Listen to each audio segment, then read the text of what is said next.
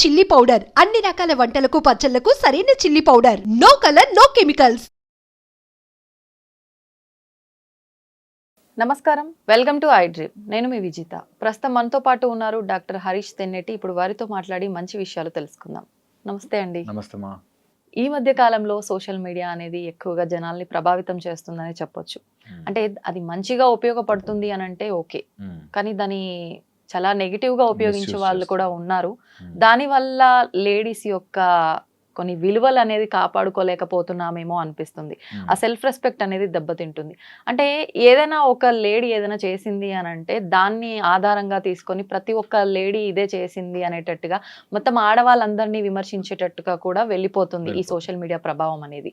నిజంగా ఈ ప్లాట్ఫామ్ ని మనం కరెక్ట్ గా ఉపయోగించుకొని వారి ఆత్మ గౌరవాన్ని వాళ్ళు కాపాడుకోవాలి అని అంటే ఎలా ఉపయోగించుకోవచ్చు అంటారు? ఇందులో చాలా లేయర్స్ ఉన్నాయి. అందులో ఫస్ట్ సోషల్ మీడియా అనగానే ఎవరో తెలియని వ్యక్తి చూస్తాడు అనే ఒక సెన్స్ ఉండి ఆపరేట్ చేసుకోవాలి. దట్ ఎక్కడికి వెళ్తుందో ఈ ఫోటో నేను ఆన్లైన్లో పెట్టేశాక it can go to any place, ఎవరి చేతిలోకైనా వెళ్ళొచ్చు. ఫోటో కావచ్చు, మనం చేసే స్టేట్మెంట్ కావచ్చు, మన ఐడియాలజీ కావచ్చు, ఏదైనా సరే ఒక నా ఫోన్ నుంచి బయటకు వెళ్ళింది అంటే ఎక్కడికైనా వెళుతుంది అనే స్పృహతో చేసుకోవాలి. ఏది చేసినా కూడా మినిమల్ యూజేజ్ అంటారు సోషల్ మీడియా కూడా. ఏదైనా నీకు రోల్ మోడల్ని తీసుకోవాలనుకున్నా, ఏదైనా చదువుకోవాలనుకున్నా, లేదా నేర్చుకోవాలనుకున్నా, లేదా కాసేపు బ్రేక్ టైం తీసుకోవాలనుకున్నా కూడా ఆ లిమిట్ అనేది కంపల్సరీ సెట్ చేసుకోవాలి. ఇందులో ఈ సోషల్ మీడియాలో ముఖ్యంగా లేడీస్కి వచ్చే ప్రాబ్లమ్స్లో కొన్ని ఈ మధ్య బాగా దాని మీద రీసెర్చ్ జరిగి చెప్పింది ఏంటంటే అన్ఇమాజినబుల్ బ్యూటీ స్టాండర్డ్స్ అయిపోయాయి. అంటే వాళ్ళు ఇలా ఉంటేనే అంత బ్యూటీ ఉంటుంది, ఇలాగ మేకప్ చేసుకుంటేనే, ఇలాంటి బట్టలు వేసుకుంటేనే, ఇలా కొనుక్కుంటేనే, ఇలాంటి చెప్పులే, ఇలాంటి నెక్లెస్లే అనేటట్టుగా అన్రియలిస్టిక్ బ్యూటీ స్టాండర్డ్స్ ఒకటి. సో నేను అలా లేకపోయేసరికి నేను వీక్గా ఉన్నాను, నేను అంత స్టాండర్డ్లో బ్రతకట్లేదు అనే ఒక ఇన్ఫ్లుయెన్స్ చేస్తుంది సోషల్ మీడియా. సెకండ్ వచ్చేసి హెరాస్మెంట్ అండ్ బుల్లింగ్కి ఛాన్స్ ఎక్కువ ఉంటుంది. ఎవరి చేతిలో పెడుతుందో తెలీదు. అండ్ అన్సీన్ పీపుల్ కమెంట్ చేసే ఛాన్స్, అన్సీన్ పీపుల్ దాన్ని మిస్యూజ్ చేసుకునే ఛాన్స్, హెరాస్ చేసే ఛాన్సులు ఎక్కువ అవుతుంటాయి. కాబట్టి అది ఒకటి ఆలోచించుకొని కేర్ఫుల్గా ఉండాలి. బికాజ్ ఎవరైనా ఏదైనా చెప్పేయచ్చు, ఏదైనా కమెంట్ పెట్టేయచ్చు అనేటట్టుగా అయిపోతుంది. నెక్స్ట్ వచ్చేసి సొసైటల్ ప్రెషర్స్ కోసం వీటన్ని ఉండాలి. నేను ఒక నిజంగా ఒక ఎగ్జాంపుల్ చెప్తాను. కొన్ని రోజుల తర్వాత మనకి ఎట్లా అయిపోతుందని, నువ్వు సోషల్ మీడియాలో ఏమైనా పోస్ట్ చేయకపోతే నువ్వు మెంటల్లీ ఏదో ప్రాబ్లం ఉన్నట్లు లెక్క అయిపోతుంది. అండ్ చాలా మంది అడుగుతారు కూడా, ఏంటి ఈ మధ్య పోస్ట్ చేయట్లేదు, మీ భార్యాభర్తలు ఇద్దరు బాగానే ఉన్నారా, డైవర్స్ ఏమైనా అవుతుందా అని అనుకుంటారు. అలాగా పీపుల్ థింక్ నీకు సోషల్ మీడియాలో చూపించేదంతా రియాలిటీ అని అనుకుంటారు. మీడియాలో బయట మనకు పెట్టిన దాంట్లోనేమో చాలా బ్యూటిఫుల్గా ఉంటూ యాక్చువల్గా రియాలిటీ ఇంట్లో గొడవ పడే వాళ్ళు ఉంటారు. సో బయటకు మాత్రం ఫోటోలకి వాటికి మాత్రం నీట్గా రెడీ అయ్యి ఉండి ఆ ఫంక్షన్లో వాటిలో గొడవలకే సమయం సరిపోదు. అలాగ కూడా ఉండే chance, misuse and miss directional వేలు వెళ్ళిపోయే ఛాన్స్ ఉంటుంది. సో రాంగ్ డైరెక్షన్లో చూపిస్తుంటే అది ఎవరైతే యంగ్ అమ్మాయిలు, యంగ్ స్టర్స్ ఎవరైతే వస్తున్నారో వాళ్ళకి they think that is world, అది రియల్ లైఫ్ ఏమో అని అనిపించేటట్టుగా అయిపోతుంది. దీంతో ఇంకొక ప్రాబ్లం ఏంటంటే more confirmation from the media వచ్చేస్తుంది. అంటే నా ఫోటోకి ఎవరైనా లైకులు కొడుతున్నారా లేదా, ఎందుకు కొట్టట్లేదు అంటే నేను ఏమైనా వీక్ ఉన్నానా, బికాజ్ నేను సరిగ్గా రెడీ అవ్వలేదా, బికాజ్ నాకెందుకు లైక్స్ రావట్లేదు అనే దాంట్లో కూడా వెళ్ళే ఛాన్స్ చాలా ఉంటుంది. కంపేర్ చేసుకోవడం కూడా ఎక్కువైపోయింది. ఫలానా వాళ్ళకి ఇన్ని వ్యూస్ వస్తున్నాయి, మరి నాకు రావట్లేదు, ఎక్కడ లోపం జరుగుతుంది, ఇది పెద్ద సమస్య అయిపోతుంది. ఇది కంపారిజన్ అండ్ జెలసీ రెండు కలిసి వస్తాయి అక్కడ. సో ఇలా కంపారిజన్ అండ్ జెలసీ వచ్చినప్పుడు అది ఎంత ఎక్స్ట్రీమ్ కైనా వెళ్ళే ఛాన్స్ ఉంటుంది. దానికోసం ఏదైనా చేయడానికి నేను ఇంకా ఎంత, నా దగ్గరకు ఒక అమ్మాయి కౌన్సిలింగ్ కోసం వచ్చినప్పుడు షీ వాజ్ టెల్లింగ్, నేను అంత చాలా బాగా చేస్తానండి, నేను ఎంత బాగా రెడీ అవుతాను, నన్ను చూసి నా ఫ్రెండ్ కాపీ కొట్టి ఆమెకు ఎక్కువ వ్యూస్ వచ్చాయి, ఆమెకు ఎక్కువ ఫాలోవర్స్ అయిపోయారు, నేనేమో అంత ఫాలోవర్స్ తెచ్చుకోలేపాను, కానీ ఐడియా మాత్రం నాదే, చేసేదంతా నా దగ్గర నుంచి కాపీ కొట్టింది, అందుకని నేను డల్ అయిపోయాను, డిప్రెషన్లోకి వెళ్ళిపోయాను, నేను ఆమె వదులుదామన్నా ఆమె నన్నే కాపీ కొట్టేస్తుంది, నేను ఆ రోజు రెడ్ డ్రెస్ అనుకుంటే ఆమె రెడ్ డ్రెస్ అనుకుంది, నేను ఇలా అనుకుంటే అలా అనుకుంది, నన్ను ఎందుకు కాపీ కొడుతుందండి, నన్ను ఎందుకు కాపీ కొడుతుంది, మీరు కాల్ చేసి మాట్లాడండి. సో పాయింట్ ఇస్ అంత దాని లోపలికి ఇరుక్కుపోతారు, that they will not be able to come out of it. Okay, అసలు ఇక్కడ ప్రాబ్లం ఏంటంటారు? ఈ అమ్మాయిని కాపీ కొట్టడం ఆ అమ్మాయి తప్ప, లేదు అసలు ఈమె ఓపెన్ గా అమ్మాయికి కాపీ కొడుతుందని తెలిసినా చెప్పటం ఈ అమ్మాయి తప్ప, ఎలా తీసుకోవచ్చు అంటారు ఇక్కడ? రెండు కూడా ఇంపార్టెంట్ ఇందులో. ఫస్ట్ వచ్చేసి నేను ఒకటి మీడియాలోకి వెళుతూ ప్రొజెక్ట్ చేసినప్పుడు ఎవడు అలాంటి చేయకూడదు, నేను ఒక్కడనే యూనిక్ గా చేయాలి అనుకోవడం తప్పు. ఎవరైనా చేయొచ్చు. ఇప్పుడు నేను చెప్పే మాటలు ఇంకెవరైనా కూడా మంచి విధంగా చెప్పుండొచ్చు. ఓకే, నేనే యూనిక్, నేనే గొప్పగా, నన్ను ఒక్కడనే ప్రైజ్ చేయాలి అనుకోవడం mind set wrong. Okay, so నేను ఒక్కడనే గ్రేట్, ఇంకెవ్వరికి ఉండదు అనేది రాంగ్. రెండోది, మన మీద మనకి ఇల్యూజన్ ఎలా ఉంటుందంటే నన్ను చూసి వాళ్ళు కాపీ కొట్టేస్తున్నారు, నాకు ఇది ఎప్పుడో తెలుసు. ఇలా చాలా మంది నా సినిమాలో ఆల్రెడీ నేను అనుకున్నాను సినిమాలో రియల్ లైఫ్లో వచ్చేసాయి, వాళ్ళు తీసేశారు, నా ఐడియా కాపీ కొట్టేశారు అనే వాళ్ళు చాలా మంది ఉంటారు. అలాగా అదొకటి. అంటే నేను చేస్తున్నా నాకంటే ముందు వాళ్ళు కనిపెట్టేశారు, ఇంకా వెంటబడ్డారు, ఫాలో అయ్యారు, నేను ఇలా అనుకుంటున్నాను లోపలే తెలిసిపోయింది, సో ఏదో చేస్తున్నారు వీళ్ళు అనేటట్టుగా ఒకటి తయారవుతుంది.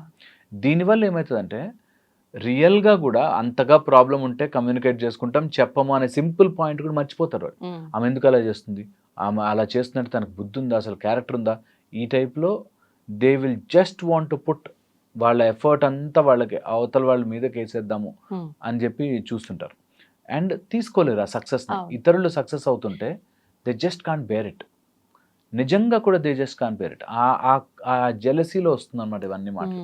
సో ఆమెకి నిజంగా చెప్పాల్సిన అవసరము లేదు, చెప్పినా ఎవరు మారు.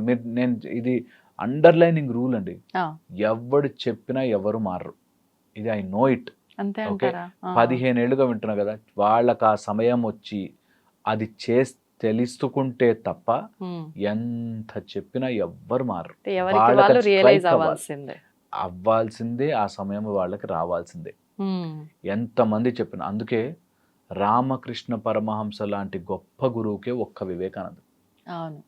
ఆయన తలుచుకుంటే ఎంతమందినో తయారు చేయొచ్చు. అంతే ఆ టైంకి వాళ్ళు అలా సింక్ అవ్వాలి, రావాలి. సో అందుకని ఎవరికి చెప్పినా ఎవ్వరు మారండి. అందుకే చెప్పడము చాలా చాలా తక్కువ చేసేయాలి. చాలా ఏదో మా ప్రొఫెషన్ అది కాబట్టి మేము చెప్తున్నాం, కానీ లేకపోతే అసలు చెబితే ఎవ్వరు మారరు. వాళ్ళకి ఆ టైంలో రియలైజేషన్ వస్తుంది కదా, చెప్పకపోయినా మారిపోతారు. సో అది చాలా ఇంపార్టెంట్. అయితే ఆఫ్ ది టాపిక్, ఆమె విషయానికి వస్తే అన్నెసరీ కంపారిజన్, అన్నెసరీ నేను చెప్తున్నాను తెలుసుకుంటుంది, నా ఫ్రెండ్స్ ద్వారా తెలుసుకుంటుంది, అందుకని చేస్తుంది అని ఒక ఇల్యూజన్లో ఉంటుంది.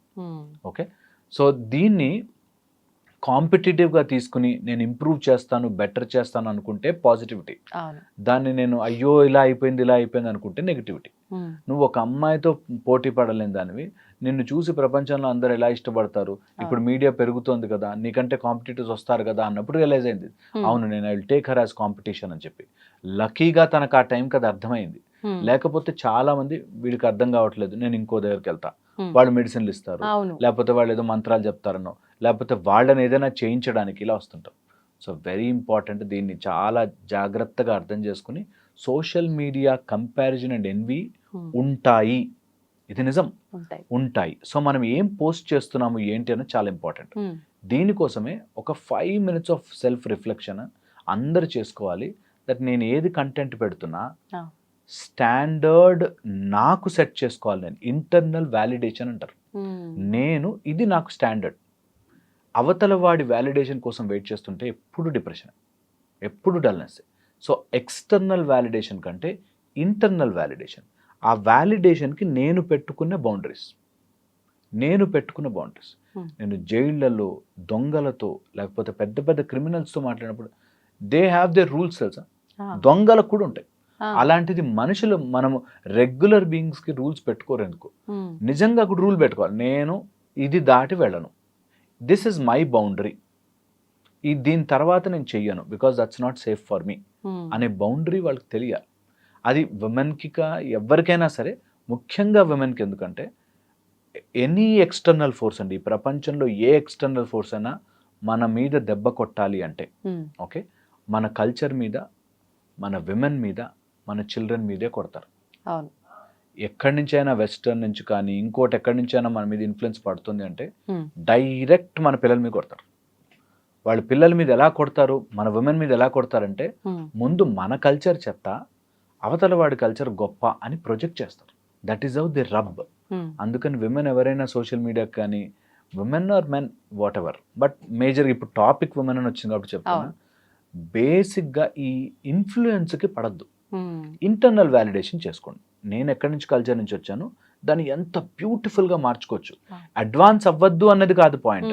దీన్ని ఎలా తీసుకెళ్తారంటే అడ్వాన్స్ అవ్వద్దని చెప్తున్నాడు అనేటట్టు. అడ్వాన్స్ అబ్సల్యూట్లీ అవ్వాలి, బట్ దెర్ ఈస్ అబ్సల్యూట్లీ నీ కల్చర్, నీ ట్రెడిషన్, నీ ధర్మం అనేది ఒకటి పెట్టుకుంటే యు ఆర్ స్ట్రాంగ్ దేర్. నేను కదల్చలేరు ఎవరు. దాని తర్వాత ఎవడేమన్నాడు ఎవడేమంటాడు ఈజ్ ఆల్వేస్ సెకండరీ. అండ్ ఇది చెప్పాను కాబట్టి కంటిన్యూషన్ చెప్తున్నా, సోషల్ మీడియా హెరాస్మెంట్ని సీరియస్గా తీసుకోండి. ఎవ్వరు కూడా సోషల్ మీడియా హెరాస్మెంట్ని లైట్ తీసుకోవద్దు. అమ్మాయిలు అయితే ముఖ్యంగా లైట్ తీసుకోవద్దు. ఎవడైనా అబ్బాయి తప్పుగా అందులో కమెంట్లు చేస్తున్నా అస్సలు do not even think, complaint ఇవ్వండి. సైబర్కి సెక్యూరిటీ, మీకు సైబర్ సెక్యూరిటీ వాళ్ళకి కంప్లైంట్ చెయ్యండి. ఎప్పుడు కూడా విమెన్ మీద హెరాస్మెంట్ అవుతుందంటే యాజ్ ఎ సొసైటీ పడిపోతున్నాం. అందుకని కంపల్సరీగా ఏ విమెన్ అయినా సరే ఆమె ఏదైనా చేయొచ్చు, కింద వాడికి అనే హక్కు లేదు. కరెక్ట్. Just not there. ఏదైనా కానీ నీకు అంతగా ప్రాబ్లం ఉంది, వాళ్ళకి కంప్లైంట్ చేసే రైట్ ఉంటుంది. అంతేగాని నీ ఇష్టం వచ్చిన మాటలు మాట్లాడి అమ్మ అలీ బూతులు తిట్టే ఛాన్స్ ఎవ్వరికి ఇవ్వకూడదు. ఇవ్వకూడదంటే ఇవ్వకూడదు. అది చాలా మంచి మాటలు చెప్పిన వాళ్ళు కూడా తిడతారు, ఎందుకంటే దే ఆర్ నాట్ విజిబుల్, ఎక్కడా కూడా కనిపించరు. అందుకే ఈ నీచ ప్రవృత్తి అగెయిన్స్ట్ విమెన్, అగెయిన్స్ట్ మన చిల్డ్రన్, అగెయిన్స్ట్ మన కల్చర్ ఎంకరేజ్ చేయదు. That's for sure. అది చాలా చాలా ఇంపార్టెంట్. హోప్ఫుల్లీ ఇది అర్థం చేసుకుని ఎవరైతే విమెన్ కంటెంట్ క్రియేట్ చేస్తారో లేకపోతే సోషల్ మీడియాలో పెడతారో, ఎవ్రీడే అప్డేట్స్, నా ఇంట్లో ఏం జరుగుతుంది, ఇవన్నీ అన్నెసెసరీ విషయాలు షేర్ చేయాల్సిన అవసరం లేదు. కరెక్ట్. సోషల్ మీడియాకి వెళ్ళాల్సినంత పని లేదు. యువర్ పర్సనల్ ఈజ్ పర్సనల్, ఏదైనా జాబ్ ఈజ్ జాబ్. ఆ రెండు డిఫరెన్సియేషన్ అందరికీ తెలిస్తే social media is a good thing. అందరూ వాడుకోవాలి. అంత అడ్వాన్స్డ్ కల్చర్ని మనం ఎంజాయ్ చేయాలి. అట్ ద సేమ్ టైం ఆ లిమిట్ ఉంటే బాగుంటుంది లైఫ్. హోప్ఫుల్లీ ఇది అర్థమవుతుంది. ట్రూ వర్డ్స్ నిజంగా మీరు చెప్పింది. ప్రతి ఒక్కరూ ఎవ్రీడే ఏం జరుగుతుంది, ఫస్ట్ ఆ జరిగే ప్రోగ్రామ్ కొంచెం సేపు ఆగినా పర్లేదు కానీ నేను ఈ అప్డేట్ ఫస్ట్ ఇన్స్టాలో కానీ స్నాప్లో కానీ ఇవ్వాలి. ఇచ్చిన తర్వాత మిగతా కాన్సెప్ట్ అంతా ముందుకెళ్తుంది. ఈ పోకడ ఎక్కువగా ఉంది. కాస్త దీన్ని చేంజ్ చేసుకుంటే మీరు అన్నట్టుగా చాలా బాగుంటుంది. థ్యాంక్ యూ అండి. Thank you very much.